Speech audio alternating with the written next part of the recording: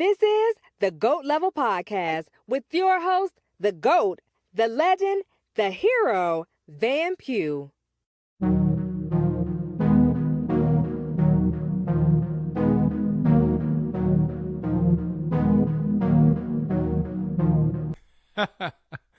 I'm going back to back with another show. Back again.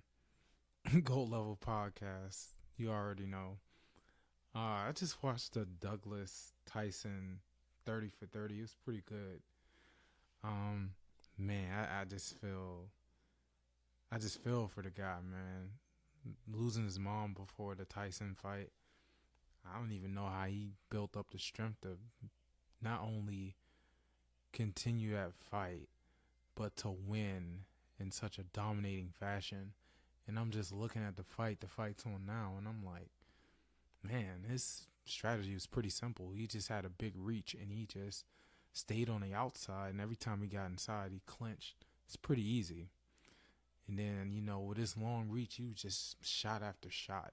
He never really opened himself up to any of his uppercuts or any of Mike Tyson's power punches. It was pretty smart.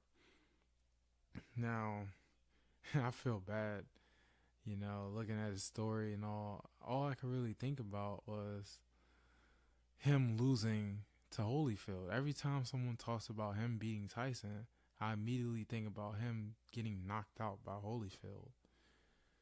And, growing up, my dad always referred to Buster Douglas.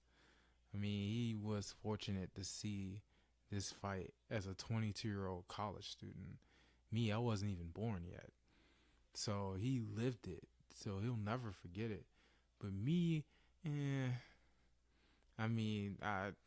heard about it. It's a folk tale. It's a folk hero story. But then I did my research and looked up his record. And I saw he lost to Holyfield right after that, which prompted me to look up the fight on YouTube. And, of course, he got knocked out. And I can't get that out of my mind, even though he's from Columbus, same city, same area as Zach, and this other friend I know named Sam. But it's pretty cool what he meant to Columbus. He gets more respect from me for what he did for Columbus than Ohio State. I know that doesn't make sense, but maybe I just don't like Ohio State. I usually don't mind Ohio State, but recently kind of annoyed with them. I mean, they think they're on the same level as OU football. They're just not, okay? They are not as good as we are. Maybe close, but no. But that's on a tangent. Buster Douglas is amazing. His story is amazing. And but the upset means less to me because I wasn't born, and I found out he lost to Holyfield, and Holyfield had an incredible career. So, hey, it's cool though. It was fun to watch though. Hey, he got $24 million for getting knocked out by Holyfield. That's pretty impressive. And now he teaches kids how to box in Columbus. Now every time I go to Columbus, I'm gonna think of him and not of Baker Mayfield planting the flag in the shoe. That is still one of my favorite sports moments of all time. Oklahoma going into the shoe and just manhandling Ohio State in the second half. But a part of me believes that if J.T. Barrett had a better game, we might have lost. But, hey, we didn't lose. We won. And Baker had the epic flag plant that I didn't watch in person. I was too busy celebrating. I actually saw it on Twitter and YouTube. Now, back to my, original outline of topics. I meant to mention yesterday about New England and Miami. What a finish. That was a crazy finish right there. New England, I thought they had it. And then Miami, the hook and lateral usually doesn't work. it usually doesn't work. 9 times out of 10, it doesn't. Miami decides to try it. New England, for some reason, well, I guess they played it right. They were ready for Hail Mary. But I heard that Tannehill had a bum shoulder, a bum arm, and he wasn't going to throw it that far. But, they lined up in Hail Mary coverage anyway. Okay, they throw a simple little dig route. They pitch it again. Kenyon Drake, I guess, weaves through a few New England defenders, and next thing you know, he's one-on-one with Gronk. And it's over then. Gronk ain't gonna catch him. Gronk ain't about to square up and tackle him. He doesn't tackle anybody. It was just an incredible play, and it's just piss poor execution by New England. And I wish I would have been at something like that. I can just imagine how crazy those Miami fans were acting after that play. It was amazing. Well, and I just looked at the standings, and Miami is right outside of that 6th playoff spot. So Baltimore got to keep winning. Now, I know they just lost Kansas City, but they have to keep winning so they could, I guess, keep Miami off their back. And if they keep winning the way Pittsburgh's playing, they might win the division and get a home game. Or maybe that isn't such a good thing, because then they have to play the Chargers or the Texans, and I don't think they beat neither one of them. It's just too much firepower on both sides of the ball for both teams, from both teams for the Ravens. I'm sorry. But we'll see. We got to see how things shake out. But yeah, it was cool looking at the AFC side. You got the Chiefs. I don't even know who's in second. New England? No, New England's in third.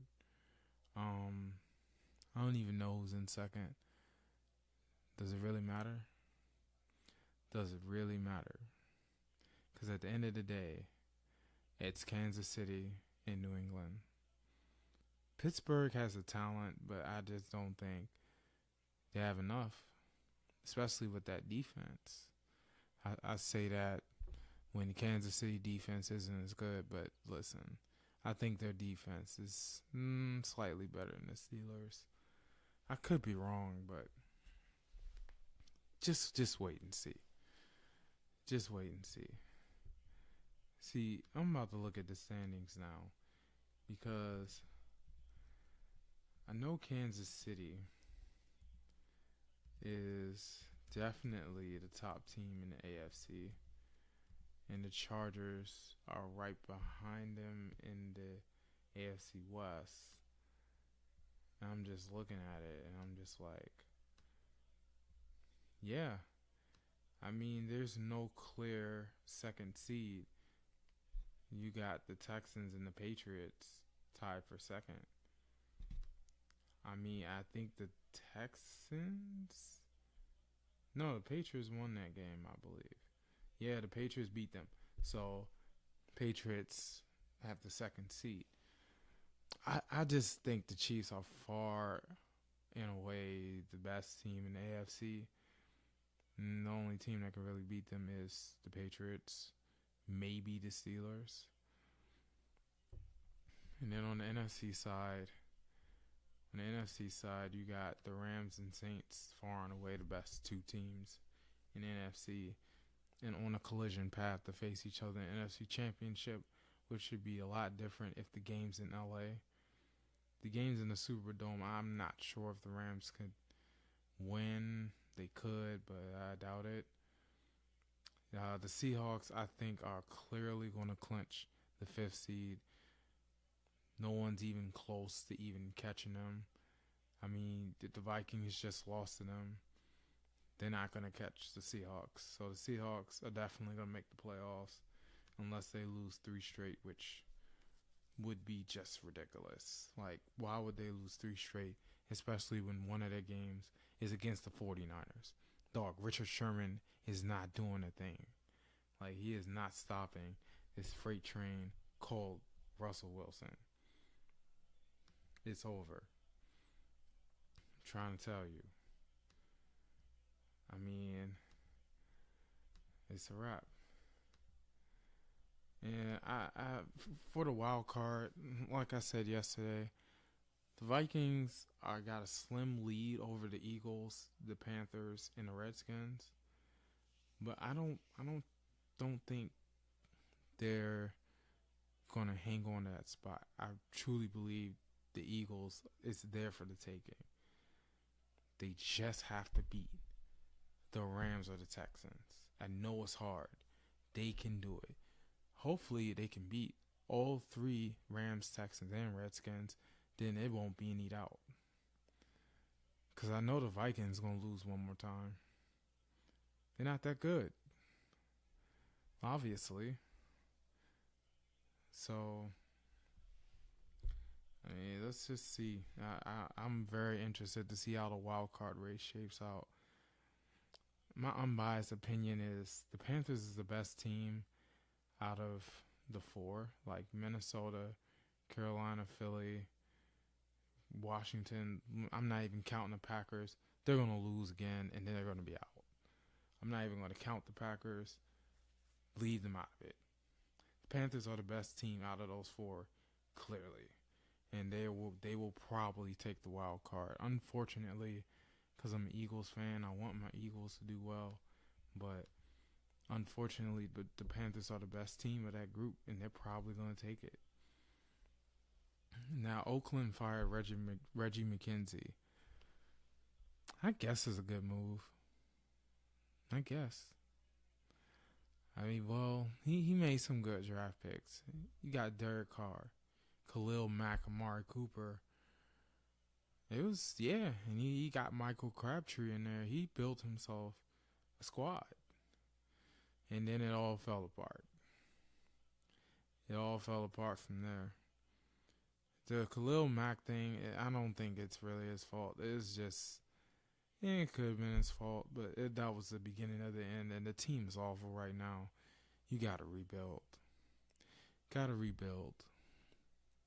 You got to rebuild that defense. Got to rebuild the entire offense. I don't know what you do with Derek Carr. Do you keep him? Do you trade him? They're just awful. And the rebuild is just beginning. So I guess it starts with him. Now the NBA parity. I'm looking at the standings in the NBA, and it's not, no one's really running away with anything. Okay, maybe the Bucks and the Raptors are pretty much better than anyone in the East. And in the Western Conference, it's pretty tight. The only reason the Warriors don't have some astronomical, ridiculous record is because Steph Curry was hurt. If Steph Curry wasn't hurt, I'm pretty sure the Warriors would be, what, they play 28 games. I'm pretty sure they'd be 25-3. Or maybe even at worst 23-5. They will reclaim the West. They'll be the number one seed. And if the Thunder can keep playing the way they plan, they'll be second seed. And I would love to see a Warriors Thunder Western Conference Finals. It'll be like college all over again. That was one heck of a series in grad school when the Thunder faced the Warriors. Like, that was amazing. It went 7. It should have ended in 5 because the Thunder had them. And then they just choked. And it was disappointing. And also caused the end of Katie's restaurant, which that was one of my favorite spots. And it's just gone. Like, there's no way you can have a Katie's restaurant in OKC after what he did. I don't think I've been to Bricktown since. I haven't been to Bricktown since. I don't even think I want to go. Okay, maybe not. Maybe I do. But, I mean, I'm looking at this, and these teams are really close to each other. I mean, from 5 on down, they're all within 2-3 games of each other. I mean, it's tight, but I think we're gonna start seeing people separate themselves after the All-Star break.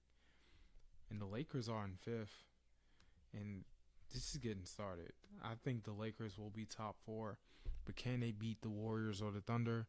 I don't think so. Just not enough. They don't have enough. And I'm looking at the reason why I made this segment, to be honest, is because of the Wizards. The Wizards are doing terrible this year. They have been awful. I don't know how many times I got to say that. They lost 2 in a row. John Wall isn't coming back anytime soon. However, they're still in it. They're in 10th place in the East with an 11-16 record, which means all they need to do is have a winning record. Not even just a winning record. I say, like I said, 60-65% of their games. They win that, they'll at least be in 8th place. 8th place in the East right now has a losing record. They're a half game behind the Heat, who's 11-15, and they're in 9th place. The 6th seed in the West is 13-12. Bro, the Bucks, Sixers, and the Raptors are so far ahead of everyone in the East. It's not even funny. Okay, maybe in Pacers and Celtics are at their heels, but it's honestly the Raptors, Bucks, and Celtics. I mean, Raptors, Bucks, and Sixers, and everyone else is just playing along. You know what I'm saying? I mean, the 5 teams I mentioned, the Celtics, Pacers, Sixers, Bucks, and Raptors, one of them is going to the finals. And at this point, it's probably the Raptors. Because, I guess they play well together. And Kawhi Leonard is that dude. He is a beast. But we'll see. We'll see. It definitely won't be Cleveland. Cleveland's getting it together. But at the end of the day, they're still 6-21. And they're going to have to build around Colin Sexton eventually. Just not this year. Oh, and the Kings are doing better this year. Whether or not they keep that up, we'll see. This whole Bryce Harper thing, I don't know how it's going to end. The Nats don't expect him to re-sign. Wow. That caught me by surprise, but then the more I hear about it, the more it makes sense. He never, he kept signing. You look at his contract on Spot Rack, he kept signing 1 and 2 year deals. He never really signed a long-term deal. And in September, he declined an offer from the Nationals. When I heard that, I knew the end was there. It's not looking good. He's probably gone. He's most likely gone. It's unfortunate. I love Bryce Harper. I love watching him play. He's basically the face of the Nationals. I want to see him stay, but he's gone. He's probably gone. It is what it is. He's probably gone. Now, the Yankees aren't interested in him, and it makes sense. I started to realize that the Yankees wouldn't be interested because I started to see Yankees fans on Twitter talk about how they got a loaded outfield already.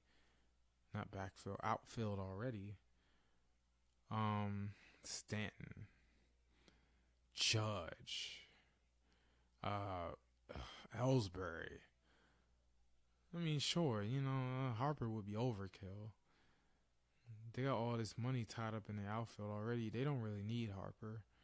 But if they take him, hey, they're just going to probably dominate the AL East and the entire AL and maybe the entire MLB.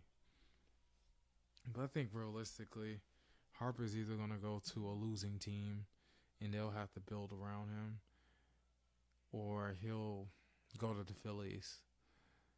And if he goes to the Phillies, that's really scary. They got Jake Arrieta. They got a young core. They got Odubel Herrera and whoever that young core is. They got Aaron Nola. They got Nola and Arietta. It's just, oh my God. It's scary to realize what the Phillies can possibly do with Bryce Harper. And I hope they do not get him. I like Philly and all, but in baseball, no.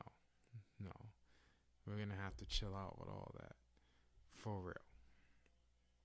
Now, I was going to talk about Twitter and women and stuff, but not really feeling it.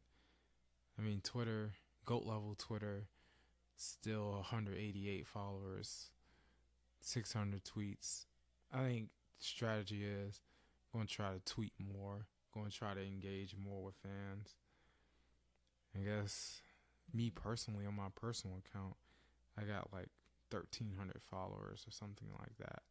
I'm cooking. I'm really cooking. You know, a lot of Sooner fans follow me. I follow them back. And it's cool. And I like following Donald Trump because he's going to say something funny every other day. So I like following him. You know, I like following Megan Tonjes because she's cute. All that.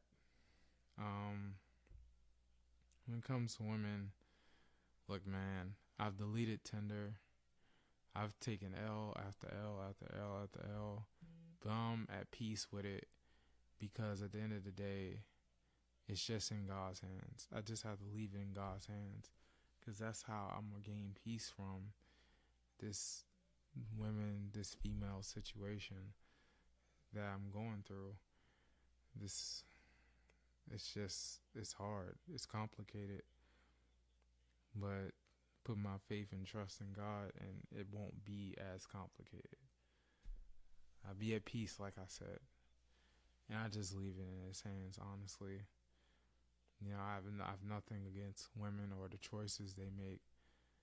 It's just, you know, I have to keep working and improving myself and focus on my purpose and making this GOAT level brand the multi-million-dollar brand that it really should be. And that's all. So, this was another show. Another GOAT level show. Hopefully I'm back next week or sometime within the month. Oh, I'm definitely going to preview OU and Bama. That's the next show. Definitely. Going to do an in-depth preview of that game, and that's all I'm going to do. And, you know, that's it. Until next time, I'm out. Peace. Thanks for listening to another episode of the GOAT Level Podcast. Make sure you share, subscribe, and get money.